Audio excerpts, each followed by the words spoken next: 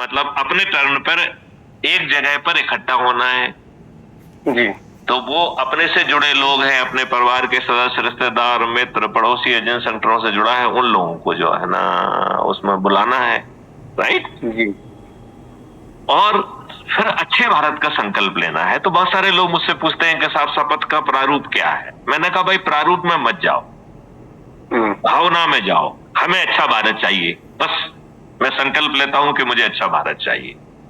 यदि आप ये कह सकते हैं कि 5 मौलिक अधिकार और 21 महालक्ष्यों के तहत महापरिवर्तित भारत चाहिए तो अच्छी बात है, लेकिन यदि आप वैसा नहीं भी कह पाते हैं तो भी कोई दिक्कत नहीं है। ये बात समझ रहे हैं आप? जी जी जी। मतलब शपथ ले रहे हो, उसका वीडियो बना रहे हो, ये इम्पोर्टेंट है। भाषा की न्यूएंसेस में का इम्पोर्टेंट नहीं है, किसी कागज को देख के पढ़ना नहीं है। समझ रहे कि नहीं समझ रहे? जी जी जी। क्योंकि मोटी बात यह है कि हमें अच्छा भारत चाहिए। अब अच्छे भारत की डेफिनेशन क्या है वो समझना है। जी। समझ गए? और यदि जो हमने आपको डॉक्यूमेंट दिया है, मालूम नहीं आपको पढ़ने का समय मिला कि नहीं मिला।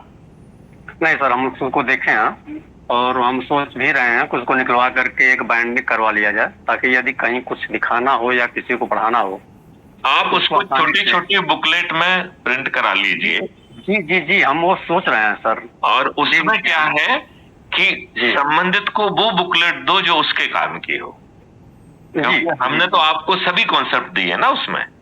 जी जी। हमने तो आपको जो है अपराध और भ्रष्टाचार मुक्त भारत कैसे होगा, हमने तो आपको 5 मौलिक अधिकार और 21 महालक्ष्यों का अद्भुत भारत कैसा होगा, हमने तो वो जैविक संसार कैसा होगा जो आपको कैंसर से बचाने वाला है, जो आपको बीमारियों से बचाने वाला है। जी।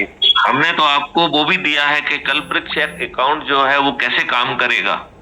जी। और भारत सरकार से खजाना ऐसे एक पैसा नहीं लेगा और वो भारत के हर नागरिक को 5 मौलिक अधिकार दे देगा, रोजगार का मौलिक अधिकार, शिक्षा का मौलिक अधिकार। और शिक्षा भी लॉर्ड मैकाले वाली नहीं होगी, जी। आपके पोटेंशियल को रियलाइज करने वाली शिक्षा।